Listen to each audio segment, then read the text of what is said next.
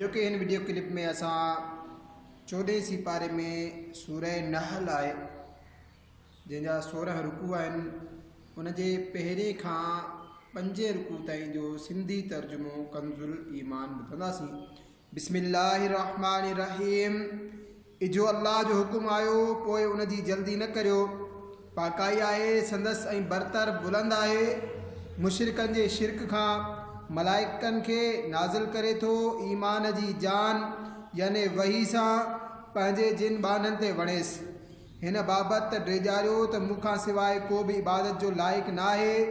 पोइ मूंखां ई ड्रिजो उन बरहक़ पैदा फ़रमायो आसमाननि ऐं ज़मीन खे, उहो बरतर आहे उन्हनि जे शिरक खां।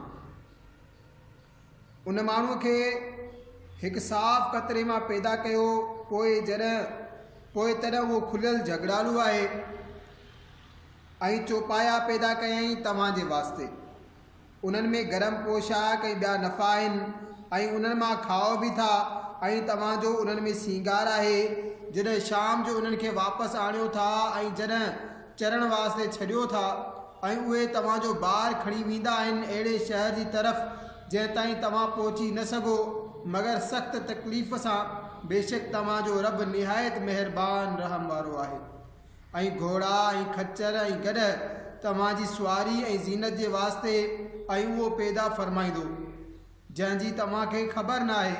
ऐं दरमियानी वाट ठीक अल्लाह ॾे पहुचे थी ऐं का वाट ॾिंगी आहे ऐं जे अल्लाह चाहे हा त तव्हां समूरनि खे सिधी वाट लॻाए हा। उहो ई आहे जंहिं आसमान मां पाणी लाथो उन मां तव्हांजो पीअण आहे ऐं उन मां वण ॼमनि था जंहिं मां तव्हां चारियो था। उन पाणी सां तव्हांजे वास्ते ॼमाए थो पोख ऐं ज़ैतून ऐं खजूर ऐं अंगूर ऐं हर क़िस्म जा मेवा। बेशक उन में निशानी आहे ध्यानु कंदड़नि जे वास्ते। ऐं उन तव्हांजे वास्ते मुसख़र यानी ताबे कयो राति ऐं ॾींहं खे ऐं सिज ऐं चंड ऐं तारा संदसि हुकुम सां ॿधल आहिनि। बेशक उन में निशानियूं आहिनि अक़ुलमंदनि जे वास्ते। ऐं जेकी तव्हांजे वास्ते पैदा कयईं ज़मीन में रंग बरंग उन में निशानी आहे यादि कंदड़नि जे वास्ते। ऐं उहो ई आहे जंहिं तव्हांजे वास्ते दरियाव खे मुसख़र कयो जो तव्हां उन मां ताज़ो गोश्त खाओ था ऐं उन मां ज़ेवर कढी पायो था। ऐं तव्हां उन में ॿेड़ियुनि खे ॾिसंदे जो पाणी चीरे हलनि थियूं ऐं हिन वास्ते जो तव्हां उनजो फज़ल तलाश करियो ऐं मन तव्हां शुक्रगुज़ार थियो। ऐं उन ज़मीन में लंगर सटिया जो मतां तव्हांखे खणी लुॾणु न लॻे ऐं नहरूं ऐं रस्ता जो तव्हांखे वाट जी ख़बर पवे ऐं निशानियूं ऐं सितारनि सां बि उहे वाट लहंदा आहिनि। पोइ छा जेको पैदा करे उहो उन वांगुरु थी वेंदो जेको पैदा न करे? पोइ छा तव्हां नसीहत नथा मञो? ऐं जेकॾहिं अल्लाह जूं नेमतूं ॻणियो त उन्हनि जो शुमार करे न सघंदव। बेशक अल्लाह बख़्शणहार महिरबान आहे। ऐं अल्लाह ॼाणे थो जेकी तव्हां लिकायो ऐं ज़ाहिर करियो था। ऐं अल्लाह खां सवाइ जिन जी पूॼा कनि था उहे का बि शइ पैदा करे नथा सघनि ऐं उहे पाण ख़लकियल आहिनि, मुअल आहिनि, जीअरा न आहिनि ऐं न ई उन्हनि खे ख़बर आहे त माण्हू कॾहिं उथारिया वेंदा। तव्हांजो माबूद त हिकिड़ो ई माबूद आहे। पोइ जेकी आख़िरत ते ईमान नथा रखनि उन्हनि जूं दिलियूं इनकारी आहिनि ऐं उहे मगरूर आहिनि। दर हक़ीक़त अल्लाह सभु कुझु ॼाणे थो जेकी लिकाइनि था ऐं जेकी ज़ाहिर कनि था। बेशक उहो वॾाई कंदड़नि खे पसंदि नथो करे। ऐं जॾहिं उन्हनि खे चयो वञे त तव्हांजे रब छा नाज़िल कयो चवंदा आहिनि अॻियनि जूं आखाणियूं जो क़यामत जे ॾींहुं पंहिंजा पूरा ॿार खणनि ऐं कुझु ॿार उन्हनि जा बि जिन खे पंहिंजी जहालत सां गुमराह कंदा आहिनि। ॿुधो कहिड़ो न बुरो ॿार खणनि था। बेशक उन्हनि खां अॻियनि बि फ़रेब कयो हो। पोइ अल्लाह संदन अदावत खे बुनियाद खां खणी वरितो। पोइ मथां खां छित अची उन्हनि ते किरी पई ऐं अज़ाब उन्हनि ते उतां आयो जितां जी उन्हनि खे ख़बर ई न हुई। पोइ क़यामत जे ॾींहुं उन्हनि खे रुसवा कंदो ऐं फ़रमाईंदो किथे आहिनि मुंहिंजा शरीक जिन जे बारे में तव्हां झेड़ो कंदा हुयो। इल्म वारा चवंदा अॼु समूरी ख्वारी ऐं बुराई काफ़रनि ते आहे। उहे जिन जो साह मलाइक हिन हाल में कढंदा आहिनि जो उहे पंहिंजो नुक़सान करे रहिया हुआ। पोइ इजो सुलह पेश कंदा त असां का बुराई न कंदा हुआसीं। हाओ छो न, बेशक अल्लाह ख़ूब ॼाणे थो तव्हांजे करतूतनि खे। हाणे जहन्नम जे दरवाज़नि मां दाख़िल थियो जो हमेशह उन में रहो। पोइ कहिड़ी न बुरी जाइ आहे टिकण जी मगरूरनि जे वास्ते। ऐं परहेज़गारनि खे चयो वियो त तव्हांजे रब छा नाज़िल कयो?